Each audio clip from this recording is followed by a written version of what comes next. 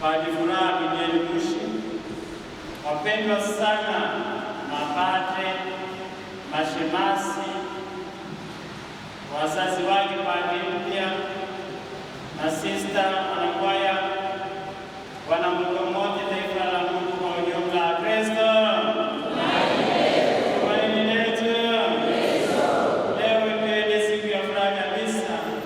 tunapomshangilia na kumshukuru Mwenyezi Mungu kwa zawadi ya ukuhani katika kanisa, na hiyo ndio siku ya tabasamu kabisa tunapoadhimisha misa ya shukrani ya huyu kijana wetu.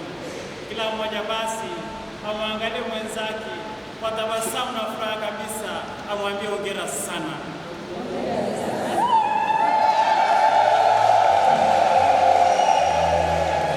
Leo hii ni siku ya furaha kabisa. Tungeweza tukatumia lugha nyingine, tungeweza tukasema leo hii Bokomu inasimama.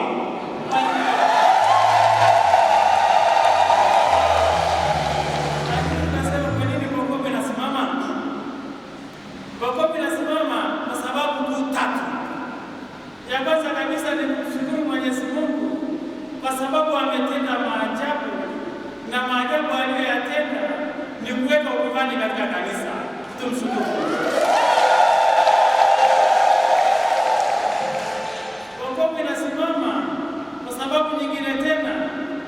Mama kanisa kupitia Bokomu amezaa mtoto, na mtoto huyo sio mwingine, yule anaitwa Furaha Abinieli Mushi.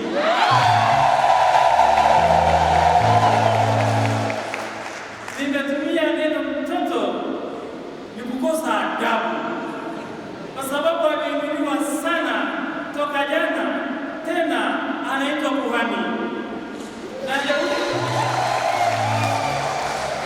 leo hii katika siku yake nzuri sana na takatifu sana, ambaye atakayesahau kwa maisha yake yote, nitapenda tu kuelezea nini maana ya ukuhani hapo tu.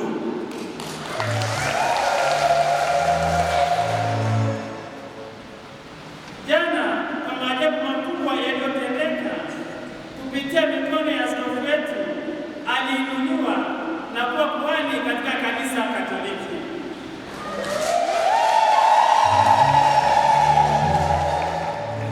Neno kuhani ni neno la zamani sana, na ni neno ambalo la kumtenga mtu kutoka ulimwenguni kwa sababu ya matakatifu tu. Ndiyo maana ya ukuhani. Kwa maana hiyo, kijana huyu sasa ambaye anaitwa baba, ambaye anaitwa padre, ambaye anaitwa sacerdoti, ambaye anaitwa kuhani, yote anakwenda naye sasa. Jamani, kwenda naye sana. Na tunapoangalia hapo awali, toka zamani za kale, Mwenyezi Mungu alipata kumuinua Aroni, na Aroni huyu alikuwa zawadi ya ukuhani.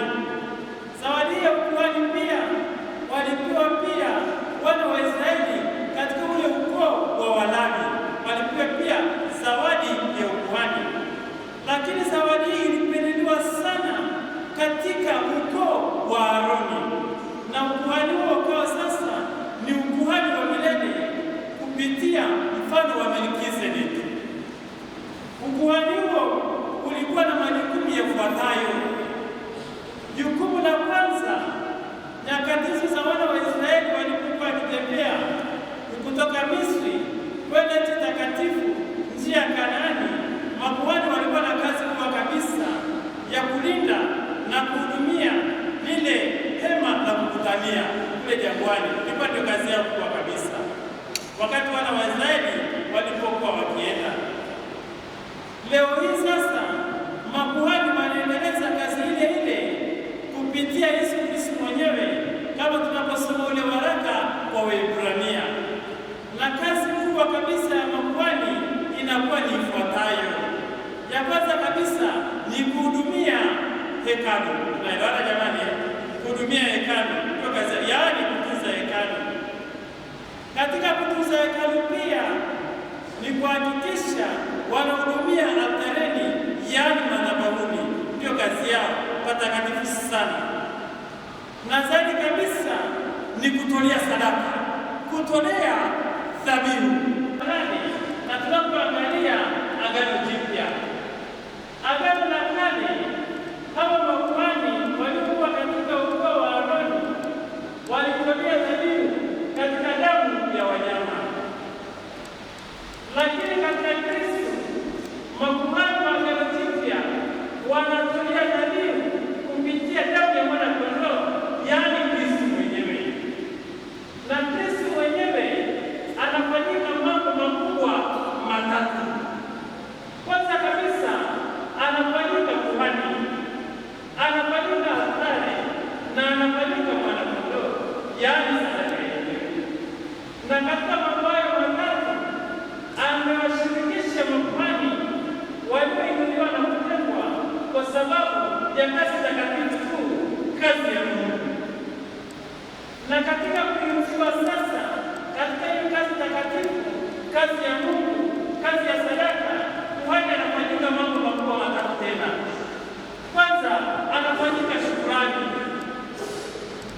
Shukrani kwanza kabisa kwa Mwenyezi Mungu, kwake yeye mwenyewe, kwa familia yake na kwa wale wote anaowahudumia. Katika hilo pia anafanyika jambo lingine kubwa kabisa, anafanyika sadaka ya msamaha. Ndiyo maana ya kuhani, anafanyika msamaha. Msamaha kwanza kabisa katika jamii takatifu ya Mungu, katika yeye mwenyewe na katika ulimwengu mzima. Anafanyika pia kwa sadaka ya dhambi. Kwa maana hiyo, katika kuhani anapokea mamlaka ya kuondolea dhambi. Katika Kristo tunainuliwa sana na tunaondolewa dhambi zetu kupitia damu yake pale msalabani. Zawadi hizo ambazo nimesema ndizo ambazo zawadi ambazo Mwenyezi Mungu amependa kumsherehekesha mtumishi wake ambaye yuko hapa altareni akipendeza sana kwa tabasamu takatifu akiadhimisha misa yake ya kwanza leo. Tumshangilie tena.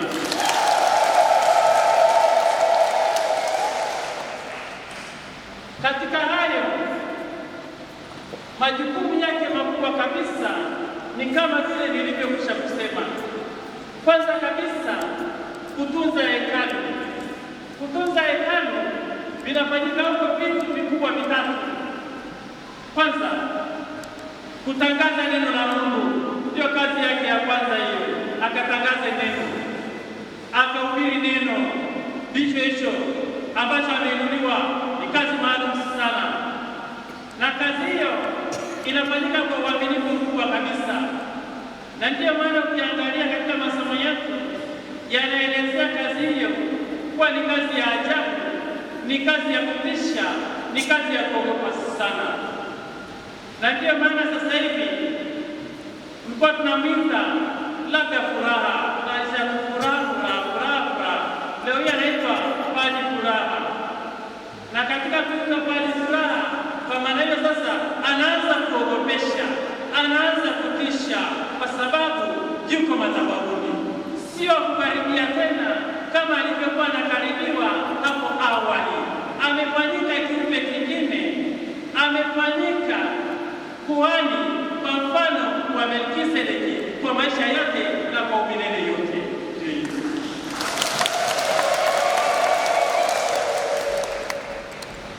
Tunapoendelea kushangilia, tumesema kazi ni ya maajabu sana, ni ya kutisha sana, ni ya kuogopa sana, kwa sababu unasogelea patakatifu pa patakatifu ambao ni wewe mwenyewe tu unayeguswa na Bwana kupasogelea. Nawe mwenyewe kabla hujasogelea hapo, Mwenyezi Mungu anakuambia ujitakase na uwe msafi kabisa, ili ukatolee dhabihu kwa ajili yako na kwa ajili ya watoto wako, kwa ajili ya taifa langu.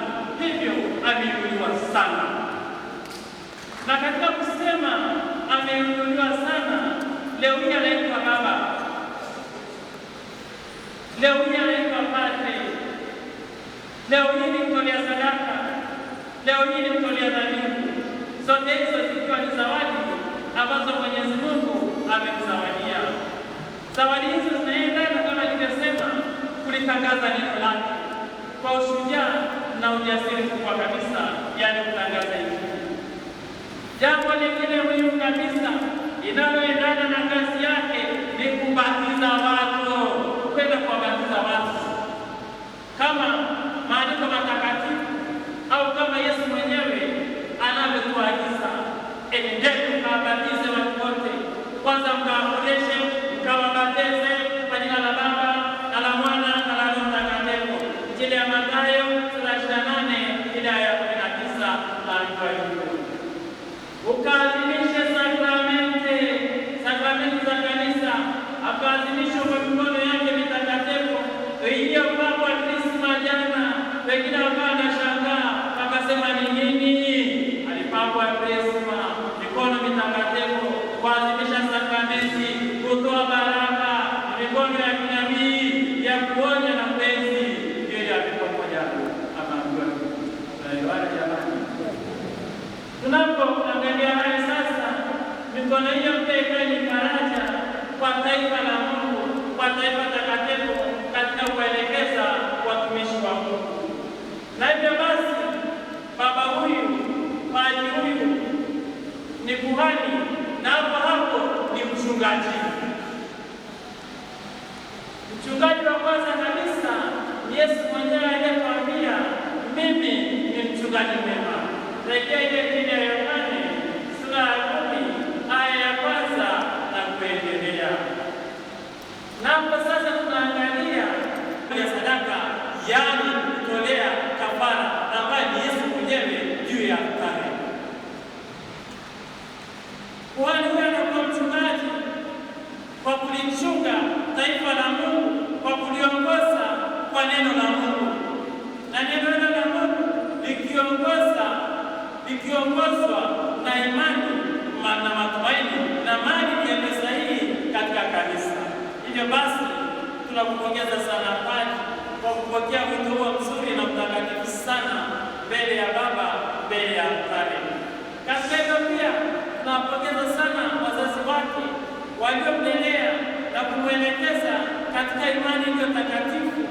Katika wito wake alipoamua kuwa padri, wakamwelekeza na wakampeleka na wakamsindikiza hadi leo anakuwa padri.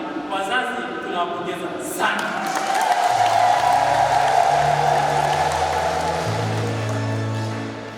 Jambo hili likionyesha umoja katika kanisa, na wote chimbuko letu ni Kristo. Sisi ndio wale wote ambao tumeoshwa kwa damu ya mwana-kondoo. Katika ubatizo tumeinuliwa na tumefananishwa na Kristo mwenyewe. Ndicho hicho ambacho tunakifanya leo hapa. Na Kristo mwenyewe katika sala yake, tunaposoma katika ile Injili ya Yohane ile sura 17 ya 1 na kuendelea, anawaombea, anatuombea tukapate kuwa umoja. Na katika kuwa umoja ndipo kudhihirisha kanisa, ndipo kudhihirisha utukufu wa Mungu, na Mungu akainuliwe na mwanadamu akapate kutakatifuzwa. Tunapofikia hapo pia tunaendelea pia kuwakumbuka wote waliomsaidia, na kwa namna pekee pia tukimkumbuka baba yake Aminieli na Homushi, ambaye Mwenyezi Mungu amekwisha kumwita katika makao yake ya milele. Raha ya milele umeye Bwana, apumzike kwa amani. Leo kwa mbinguni anafurahi, na kwa dhabihu takatifu ambayo mwanawe anaitolea mbele yake katika altare takatifu, roho yake inanyanyuliwa na kuingia miongoni mwa watakatifu mbinguni. Tumtukuze Mwenyezi Mungu kwa zawadi hiyo.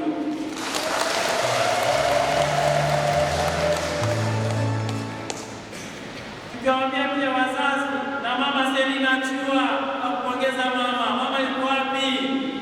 Simama basi mama, tukuone basi.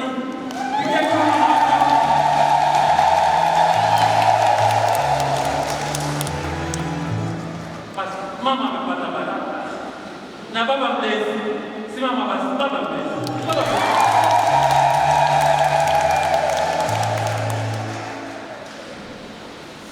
Tunapopongeza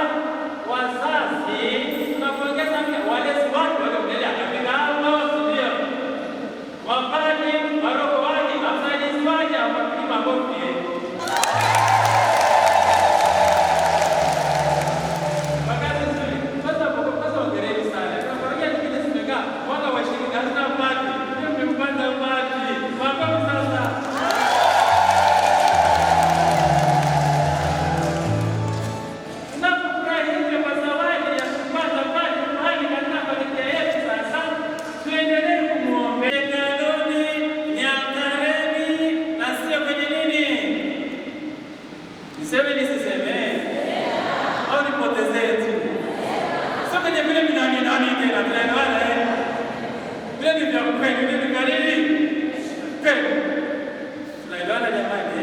Basi hiyo ni sahani kubwa kabisa, na zawadi hiyo itunzwe, iheshimiwe na ilindwe. Ndio maana leo tunaadhimisha shukrani kwa Mwenyezi Mungu. Ni kuhani milele, ni mtolea sadaka milele, mikono yake ni mtakatifu ya kutolea dhabihu milele. Na ndio maana tutafika pale tumwambie Padri niombee, Padri nibariki, na hata tukiwa na migogoro yetu na shida zetu tunaambia Padri nipatanishe. Ndio maana tukasema anafanyika mambo matatu: anafanyika shukrani, anafanyika msamaha, anafanyika upatanisho.